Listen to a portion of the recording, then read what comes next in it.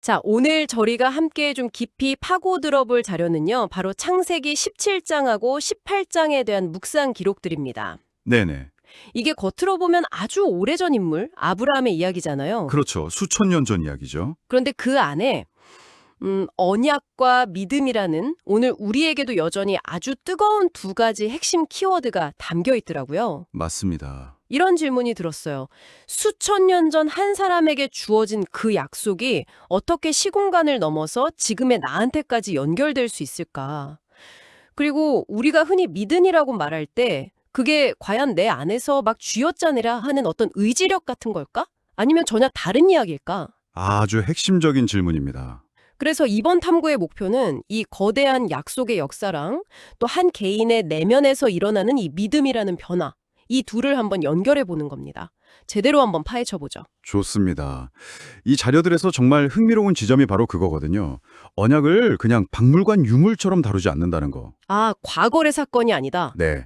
그냥 역사적 사실이 아니라 지금도 살아 숨쉬면서 우리 삶에 직접 말을 거는 하나님의 약속으로 해석하고 있죠. 그리고 믿음에 대해서는 우리가 너무 당연하게 생각했던 거 있잖아요. 믿음은 내 의지다 하는 거요. 바로 그거요. 그 통념에 아주 근본적인 질문을 던집니다. 어쩌면 우리가 믿음에 대해 완전히 오해하고 있었을지도 모른다. 이런 도발적인 관점을 제시하는 거죠. 와, 그 지점부터 정말 흥미로운데요. 바로 거기서부터 시작해 보죠.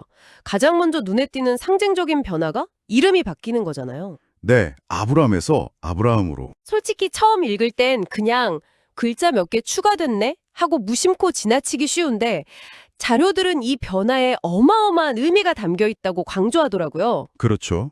이게 단순한 계명이 아니라 뭐랄까 정체성과 사명의 제정이라고 할 수 있습니다. 정체성과 사명의 제정이요? 네, 자료를 보면 아브라함은 존귀한 아버지라는 뜻이래요. 한 가문이나 부족의 족장 정도를 의미하는 거죠. 그것만으로도 충분히 훌륭한데요. 물론이죠. 하지만 하나님은 거기에 머무르지 않으신다는 거예요. 아브라함은 많은 민족들의 아버지, 즉 열국의 아버지란 뜻이거든요. 아, 스케일이 완전히 달라지네요. 확 달라지죠. 한 사람의 영향력이 혈연과 지연을 넘어서 전 세계로 확장되는 순간입니다. 그러니까 이름 안에 하나님의 거대한 계획, 그 청사진이 담겨 있는 겁니다. 와, 이름 자체가 하나의 언약 선언문이 되는 셈이군요. 맞습니다. 그런데 이 언약이 인간의 계획과는 전혀 다른 차원에서 진행된다는 점을 자료들은 계속해서 강조하더라고요. 특히 그 이스마엘과 이삭의 대조를 통해서요. 네. 아주 중요한 부분이죠. 인간적으로 보면 아브라함은 이미 이스마엘이라는 아들을 통해서 나름의 대안을 마련했잖아요. 그렇죠. 최선을 다한 거죠. 그런데 하나님은 아니, 그게 아니다 하고 딱 선을 그으시죠. 바로 그 지점이 이 언약의 성격을 제대로 이해하는 핵심입니다. 창세기를 보면 내 언약은 이삭과 세우리라 이렇게 못을 박으시거든요. 아, 명확하게. 네, 이건 이 언약이 인간의 합리적인 계산이나 노력, 즉 가능성의 영역에서 시작된 게 아니라는 선언인 거죠. 가능성의 영역이 아니다. 이스마엘은 인간적인 노력에 결과했지만 이삭은 인간적으로는 불가능한 상황에서 오직 하나님의 약속을 통해서만 태어날 수 있는 존재였잖아요. 그렇죠. 나이도 많았고. 네, 이를 통해서 이 언약은 전적으로 하나님에게서 시작되고 그분의 능력으로만 성취되는 영원한 언약이라는 걸 분명히 하시는 겁니다. 그렇군요. 인간의 최선이 하나님의 계획을 대체할 수는 없다. 뭐 이런 메시지처럼 들리네요. 자, 그럼 이 거대한 약속, 아브라함 한 사람에게서 시작해서 모든 민족에게로 향하는 이 약속이 구체적으로 어떻게 성취될까요? 네, 그게 궁금하죠? 자료는 창세기 22장 18절, 내 씨로 말미암아 천하 만민이 복을 받으리니 이 구절을 핵심으로 꼽고 있더라고요. 여기서 말하는 씨가요, 그냥 아브라함의 많은 후손을 의미하는 게 아니라고 하더군요. 네, 아주 정확히 보셨습니다. 그 씨가 단수형으로 쓰였어요. 아, 여러 명이 아니라 한 명? 네, 수많은 후손들을 의미하는 복수형이 아니라 특정 한 사람을 가리키는 거죠. 그리고 자료는 이 씨의 궁극적인 성취가 바로 예수 그리스도라고 명확하게 설명합니다. 아, 예수 그리스도? 네, 아브라함은 약속을 받은 첫 번째 수령자이지만 그 약속이라는 거대한 강의 물줄기가 온 세상, 즉 천하 만민에게로 흘러가게 하는 실질적인 통로는 오직 예수 그리스도 한 분이라는 겁니다. 그래서 그 문장이 나오는 거군요. 모든 축복은 예수로 시작하여 예수를 통하여 예수를 향하여 흐른다. 바로 그 문장입니다. 아주 강력하죠. 와, 그 부분이 정말 인상 깊었어요. 우리가 교회나 신앙 공동체 안에서 정말 흔하게 쓰는 표현이 있잖아요. 어떤 거요? 내가 축복의 통로가 되게 하소서 하는 기도요. 아, 네네, 많이 쓰죠. 이게 틀린 말은 아니지만 자료에서는 자칫하면 되게 교만해질 수 있는 표현이라는 뉘앙스였어요. 마치 내가 복의 근원인 것처럼 착각할 수 있다는 거죠. 정확합니다. 자료는 그 표현에 대해서 아주 신중한 접근을 제안해요. 우리가 통로가 될 수 있는 유일한 이유는 유일한 주요 통로이신 예수님께 연결되어 있기 때문이다. 이 고백이 반드시 전제되어야 한다는 통찰이죠. 아, 전제가 있어야 하는군요. 네, 자료에 나온 비유가 아주 적절한데 예수님은 거대한 댐의 물을 도시 전체로 공급하는 유일한 상수도 주관 같다는 거예요. 상수도 주관? 그리고 우리 각자는 그 주관에 연결된 가정의 수도꼭지 같은 존재고요. 아, 그 비유를 들으니까 개념이 확 선명해지네요. 그렇죠. 우리가 집에서 물을 마실 수 있는 건 우리 집 수도꼭지가 대단해서가 아니잖아요. 그렇죠. 상수도 주관에 연결되어 있기 때문이죠. 바로 그겁니다. 이 연결을 망각하는 순간 수도꼭지는 그냥 아무 기능도 못하는 쇳덩이에 불과한 거죠. 와, 내가 복을 만들어내는 게 아니라 나를 통해 복이 그저 흘러갈 뿐이다. 그리고 그 근원은 오직 한 분이라는 사실을 잊지 말아야 한다는 거군요. 맞습니다. 좋습니다.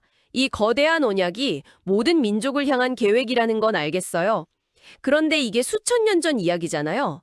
솔직히 오늘을 사는 저 같은 개인에게 이 거대한 이야기가 어떻게 와닿을 수 있을까요? 네. 그게 가장 중요한 질문이죠. 여기서 바로 믿음이라는 개념이 등장하는 것 같습니다. 맞습니다.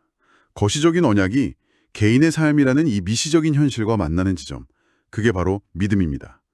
그런데 자료는 우리가 흔히 생각하는 그 믿음의 정의를 완전히 뒤집어 버려요. 어떻게 말이죠? 보통 우리는 믿음을 내가 굳게 결심하고 의심하지 않는 상태, 즉 내 안에서 만들어내는 어떤 정신적 에너지나 의지력이라고 생각하기 쉽잖아요. 네, 그렇죠. 믿어야지 하고 다짐하는 거요. 하지만 자료는 믿음을 그렇게 보지 않습니다. 저도 그 부분에서 정말 머리를 한 대 맞은 것 같았어요.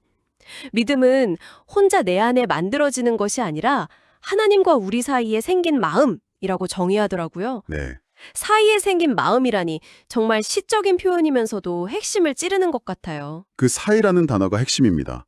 믿음은 고립된 개인의 내면에서 일어나는 심리 현상이 아니라 관계 속에서 발생하는 인격적인 연합이라는 거죠. 관계 속에서 자료에서 사용한 악수 비유가 정말 탁월합니다. 아, 악수 비유요. 네, 제가 혼자 아무리 손을 굳게 쥐고 악수를 해야지 다짐해도 상대방이 손을 내밀어주지 않으면 악수는 영원히 성립이 안 되잖아요. 그렇죠. 혼자서는 못하죠. 믿음이란 하나님께서 언약이라는 손을 먼저 내미셨을 때 우리가 그 손을 마주 잡는 행위, 바로 그 사이에서 생겨나는 상호적인 관계 그 자체라는 겁니다. 와, 그 악수 비유가 정말 와닿네요.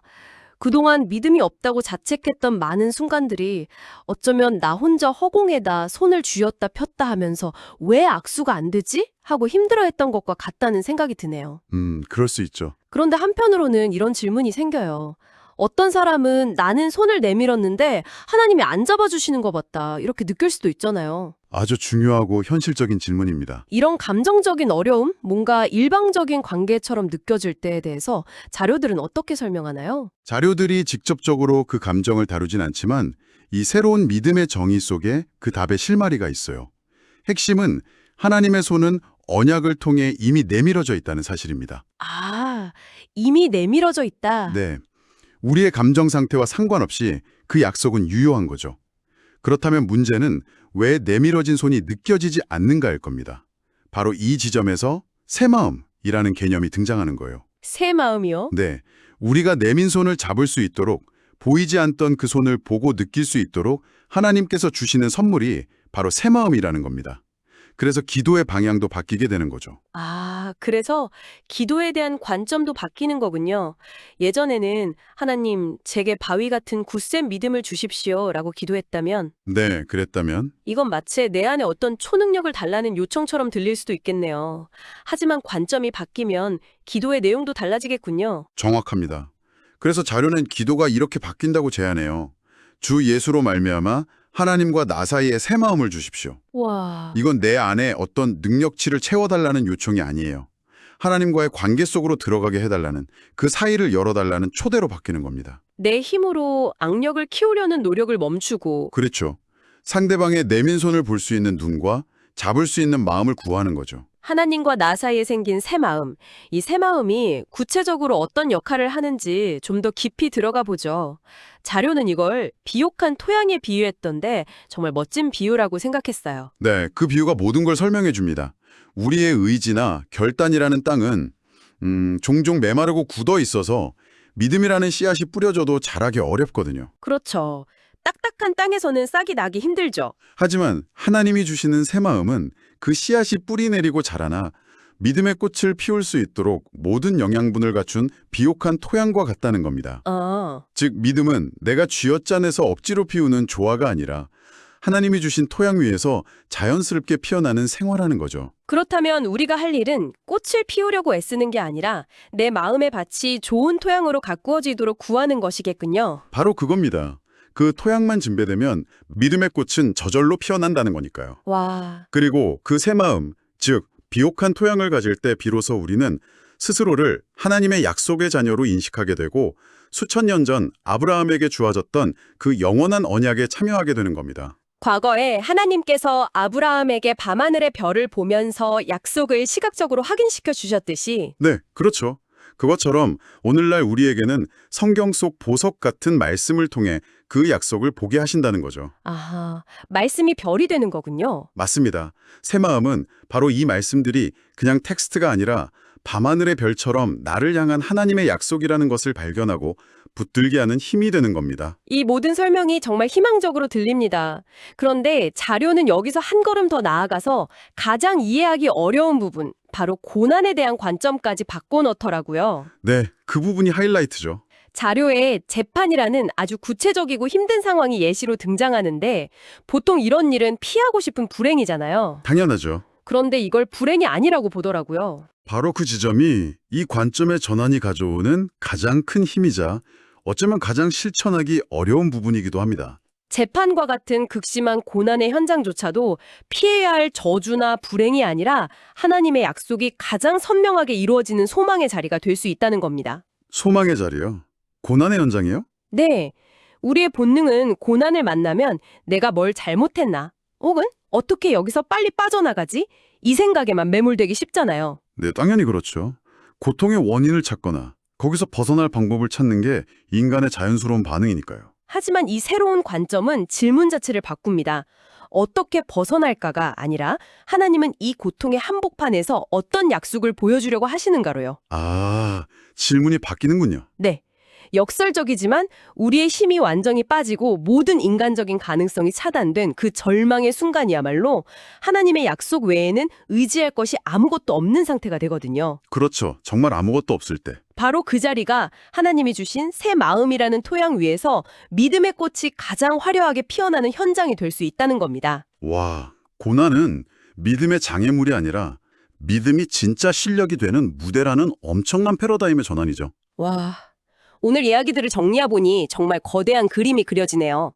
아브라함이라는 한 개인의 이름에서 시작된 약속이 모든 민족으로 확장되고 네, 확장되고. 그 약속은 예수 그리스도라는 유일한 통로를 통해 오늘 우리에게까지 이어지고요. 그렇죠. 그리고 우리는 믿음을 통해 이 거대한 약속의 상속자가 되는데 그 믿음조차도 내 힘으로 만드는 게 아니라 하나님께서 선물로 주시는 새 마음, 즉 관계 그 자체였다는 것. 네, 관계의 자체. 그리고 그 믿음은 심지어 가장 큰 고통 속에서 가장 밝게 빛날 수 있다는 것까지. 네, 모든 조각들이 그렇게 딱 연결되는 것 같습니다. 정말 놀랍네요. 오늘 우리가 나눈 이야기들을 바탕으로 마지막으로 한번 깊이 생각해볼 질문을 던지면서 마무리하고 싶습니다. 네, 좋습니다. 만약 믿음이 내가 만들어내는 감정이나 의지가 아니라 하나님께서 주시는 새 마음이고 그분과의 관계 그 자체라면 지금 당신의 삶을 가장 짓누르고 있는 그 문제, 가장 힘들고 어려운 그 상황을 어떻게 다시 바라볼 수 있을까요?